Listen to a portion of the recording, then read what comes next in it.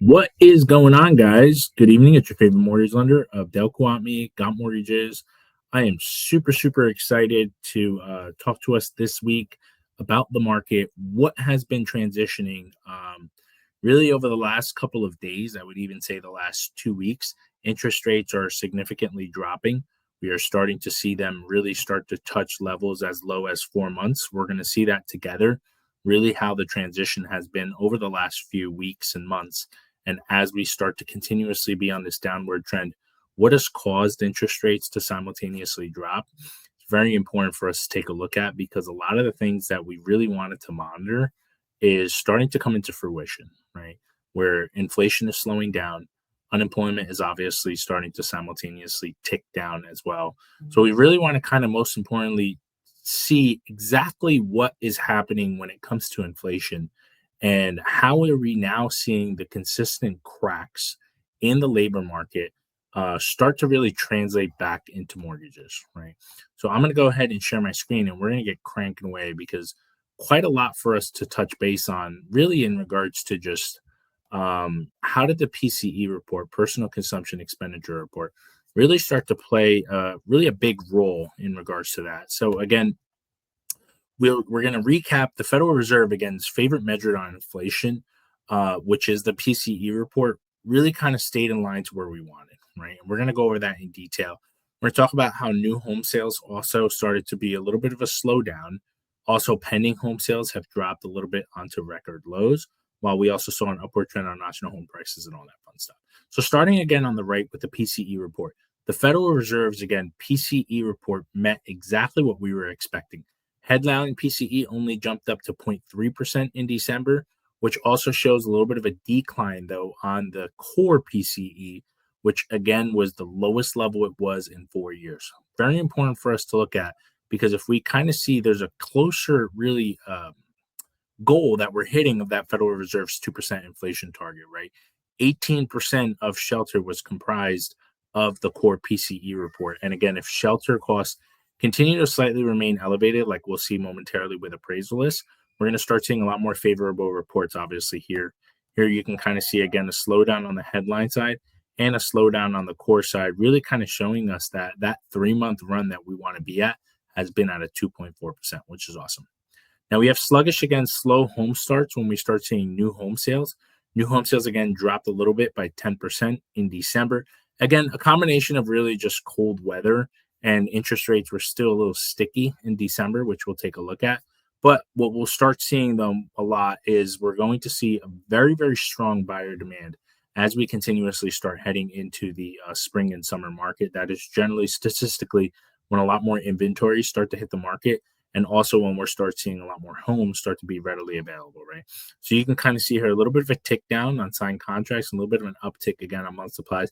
The reality, though, is some of these homes are predominantly not really completed. That 9-month supply really is not necessarily as accurate as I would say. Now, we are seeing pending home sales. So pending home sales, again, did slightly decline. And what were the main causes of that? Again, this metrics really covers, it's a little lagged. So it's based on signed contracts. Once again, anywhere from 1 to 2 months serves kind of just as an indicator as what we're going to be. Again, it's January is obviously, like I had said, usually when we start seeing a lot of fewer buyers in the market statistically. So as you can kind of see here within the averages of the prior years, of course, it was a little slower relative to what it was in the past. Now, if we look at upward trend, one of the great things that we're seeing again is home prices continue to appreciate, right? Home prices jumped up 0.5% month over month. We also saw an increase year over year, anywhere from 4 to 5%, 3.9 to be exact, of where home prices have jumped up on a year to year basis. Again, if we take a look at hyperlocal areas of New Jersey or even the East Coast, we're going to start seeing a lot more than I think a 4% or 5% increase on homes. Okay. So again, another thing to keep in mind, fourth quarter GDP report, gross domestic product, also showed that the economy was growing by about 2.3%, which was in line with what they had said first. The Q4, again, increase was largely driven, as we see here, by rising government and consumer spending, and then it obviously slowed down by declining investment. When we took a look at initial jobless claims, it actually jumped up by 22,000 to the highest level in December, while continuing jobless claims is still relatively high, over 1.862 million people are continuing to apply. Here's the Case-Shiller graph, like I had said, where we're starting to see home prices jump about 3.9% year over year. And again, throughout a citywide index, it's at 4.5%. Now, as I had mentioned, interest rates are truly starting to dip. And if we kind of see here, if we go all the way back to November 1st of 2024, we are obviously the interest rates are a lot more lower. Let's see if we go 10/1/2024. We can kind of see here, right? We're right at that cusp of interest rates being the lowest that they have been in about 4 months.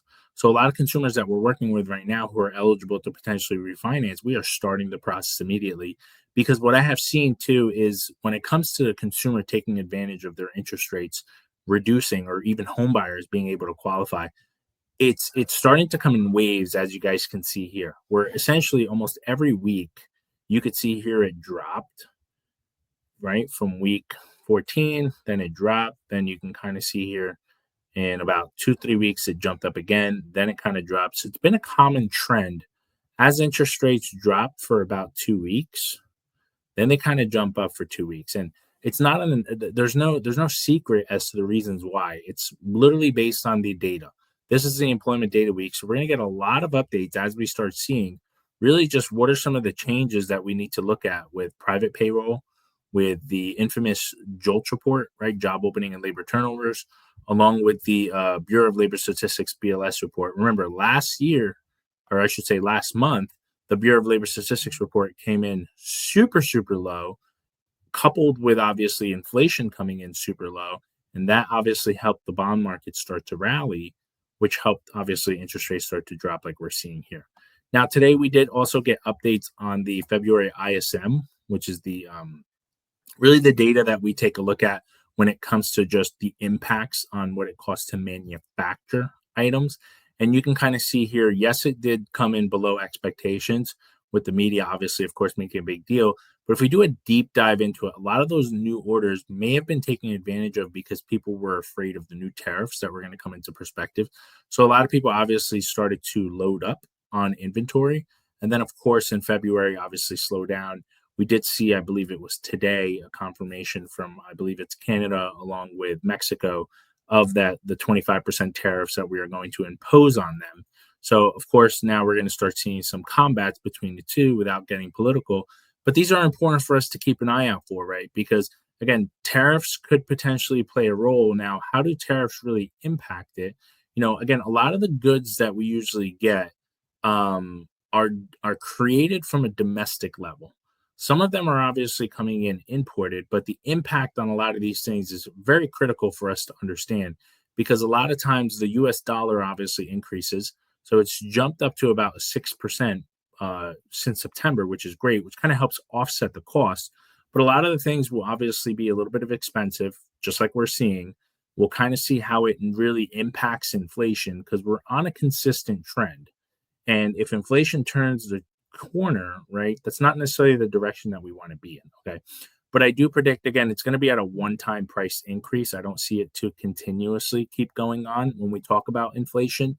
So those are the important items that I want us to keep in mind out, because interest rates have been consistently dropping, as we can kind of see here, right, over the last 2 weeks, which is phenomenal. That's finally the trend that we want to see. Remember, every 1% interest rates drop, so from a 7% to a 6%, we're going to have a potential of 5 million brand new home buyers entering the market. And with that being said, you're going to start seeing a lot of different home buyers flood, which is only going to create, again, a little bit more competitiveness, of course, within the market. But it's truly also going to create, in my opinion, a little bit more inventory. So it is a little bit, as I tell my clients, a double-edged sword. Now, if we kind of see rental prices, it is down about 0.5%. Really year over year, which again has been on a negative trend since 2023. Of course, people need to try to have some type of affordable housing at the same time. And rental is, of course, diminishing, but homes are still continuously appreciating, right? Now, like I had mentioned, CoreLogic with home prices, they had jumped up really pretty stagnant at a 0.04%. And as I had mentioned from CoreLogic, so there's different radar reports, right? Case-Shiller, CoreLogic, Black Knight. This one with Case-Shiller showed home prices again up 3.3% year over year, really kind of in line with where it was previously when we take a look at the prior months as well. Okay. So again, guys, we're going to keep continuously monitoring this stuff. A lot of different updates that I want us to keep in mind. The labor market data is obviously one of the biggest market movers. So hopefully that kind of will come in our favor, and then we'll be able to see some of the positive trends of what we're really looking for. Appreciate you guys jumping on. As always, make sure that you guys like, comment, and subscribe to our YouTube channel, along with all the different social media channels that we have at Got Mortgages. And I'll definitely look forward to catching you guys next week. Have a great day.